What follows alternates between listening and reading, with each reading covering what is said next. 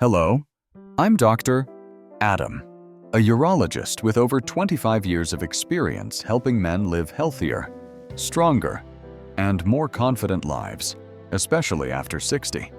Every week, I share real advice, surprising science, and personal stories from my patients, because it's time we talk openly about men's health without fear or shame. What I'm about to share may surprise you, but it could change the way you take care of your body, your mind, and your manhood. Let's get started. There is a silence that arrives with age, quiet, unspoken, yet unmistakable. It settles between the spaces where laughter once lived, where desire once surged, where the body responded without hesitation. You wake one morning and find the familiar edges of yourself softened, blurred. The vigor of years past has been replaced by something more cautious, more fragile. You're over 60 now. The mirror shows lines that weren't there before. The reflection holds stories you no longer tell. And somewhere deep inside, there's a restlessness, a question that doesn't quite form. How did I get here? And what do I do now? Masturbation, once a simple act of release and connection with your body, has become different, maybe less frequent, or maybe more habitual, an automatic gesture rather than a meaningful one. You may notice changes you can't quite explain: less sensation, less pleasure, longer times to reach climax, or a lack of satisfaction even after you do. What no one tells you is that the way you touch yourself today, the patterns, the pressure, the speed can quietly undermine the health of your body and mind, especially your prostate, the delicate gland central to male sexual function and vitality. The mistakes made in this intimate act are often invisible, hidden beneath decades of routine and habit, and they shape the quality of your experience, your emotional health, and the way your body ages. Take Robert, for example. He's 64, retired, living alone after his marriage ended. His nights are filled with a ritual. The screen lights up, the room darkens, his hand moves, seeking comfort, release, connection. But after years of doing this without awareness, his body has changed. There's tension in his pelvis he never noticed before, a dull ache that follows, and an emotional numbness that haunts him afterward. Robert doesn't understand that his technique and his relationship to the act itself have slowly hardened a barrier between him and his own pleasure. Masturbation after 60 is no longer the same as it was in youth. Hormones shift, circulation changes, sensitivity alters. The nervous system requires more care and presence. Without this, even something as familiar as self-touch can become a source of tension and emotional disconnection. One common mistake is rushing the act without true arousal. Men often reach for relief without first connecting to desire. The body is moved through motions, but the mind and heart remain elsewhere. This disconnection starves the nervous system of the signals it needs to support healthy function, and over time, it damages the prostate's ability to respond. Another mistake is overgripping, applying too much pressure, or using the same tight rhythm developed in youth. What once felt good can now irritate sensitive tissues, reducing pleasure and causing discomfort. Then there is the mistake of ignoring pelvic floor tension. Years of stress, emotional suppression, and fear cause muscles in the pelvic region to tighten unconsciously. When you masturbate with this tension, you reinforce it. Instead of release, you create a prison. Many men also mistake frequent ejaculation as harmless or even beneficial.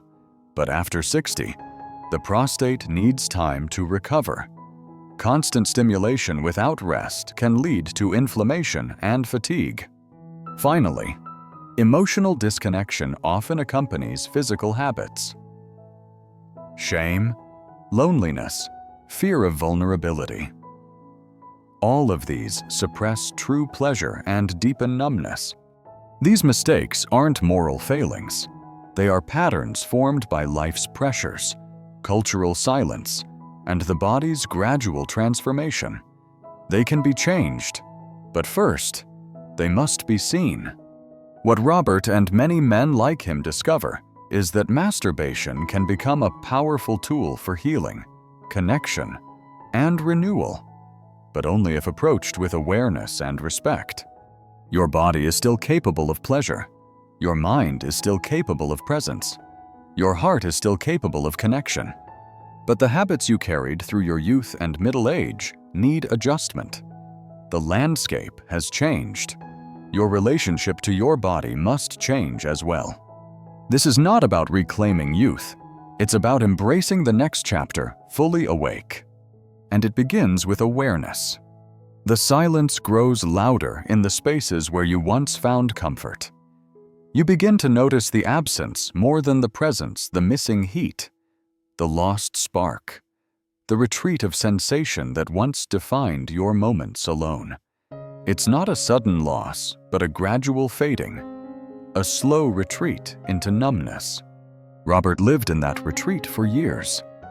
The nights stretched long and empty. His hand moved by habit, not by desire. The act became routine, a dull echo of what it used to be. It offered no relief, only a faint distraction from the growing ache inside.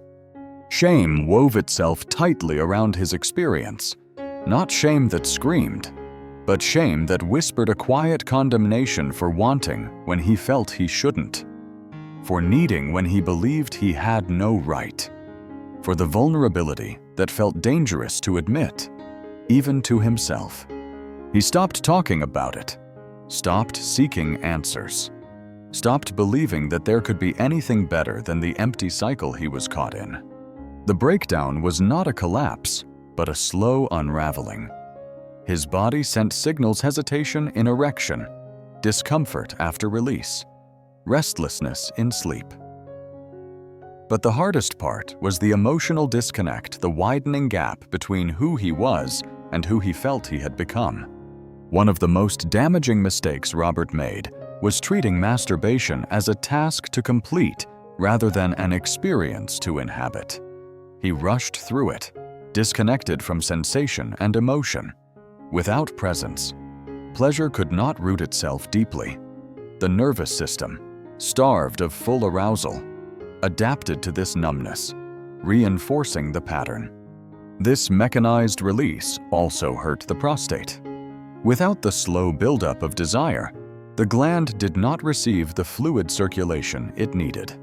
Over time, congestion and inflammation set in, causing discomfort and a diminished capacity for pleasure. Tension played a silent role as well. Years of emotional repression had tightened his pelvic floor muscles, creating a physical barrier to release. Each session reinforced this grip, building a cycle of chronic tension and pain. The shame compounded isolation. He believed his experience was unique, that no one else struggled with these losses. This belief fed loneliness, which fed numbness. The turning point came unexpectedly, a conversation with a doctor who asked more than clinical questions.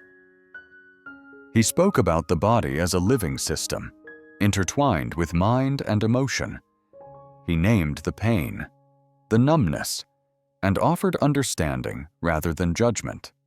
For Robert, this moment broke the silence. It forced him to see the patterns he had been living with, the mistakes he had made out of fear and habit. Admitting vulnerability was difficult. It meant facing loneliness, grief, and the fear of losing identity. But it also opened a door to healing.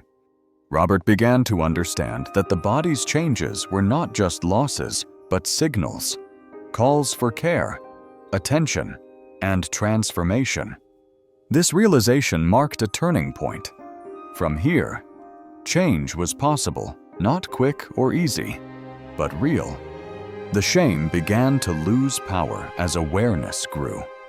The habits that reinforced numbness could be unlearned. The prostate could heal. The emotional self could reconnect.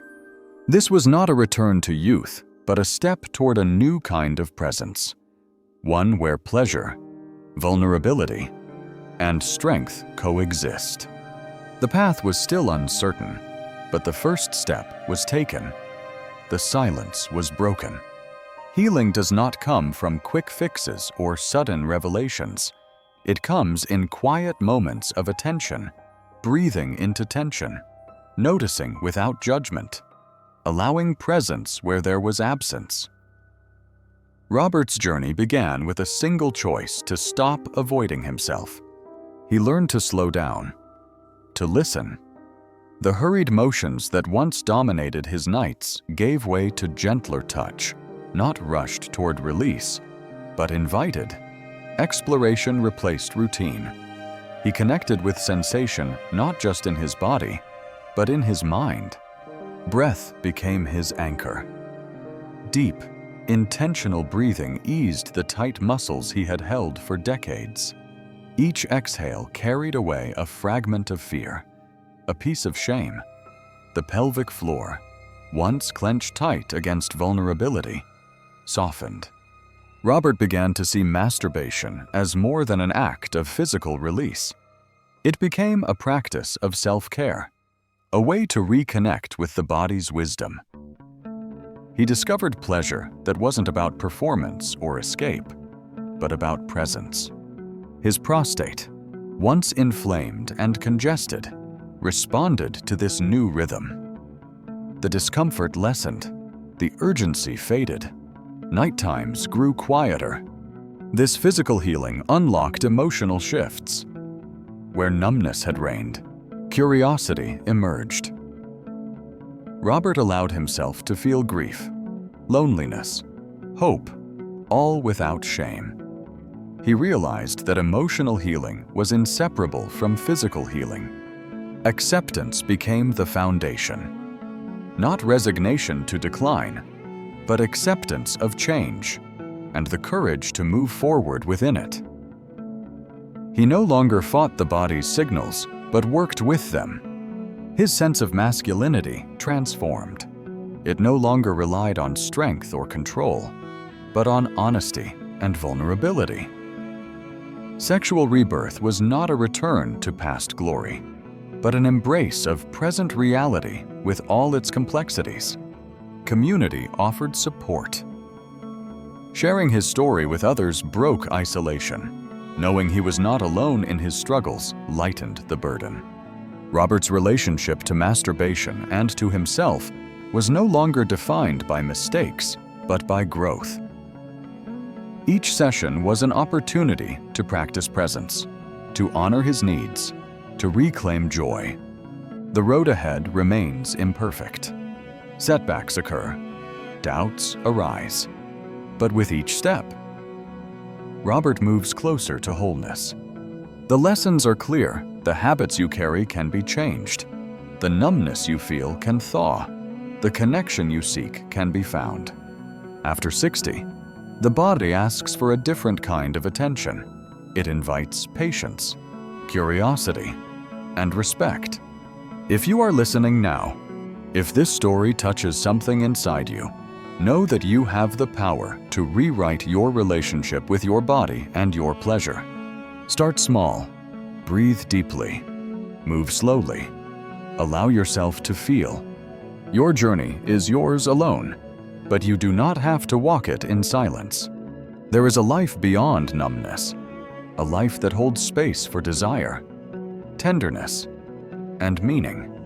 The mistakes you can fix today become the steps you take toward becoming more fully yourself tomorrow.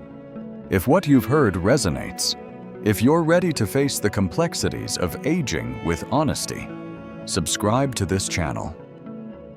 Here, we explore the hidden struggles and quiet victories of men like you. Men seeking connection, understanding, and renewal beyond the surface.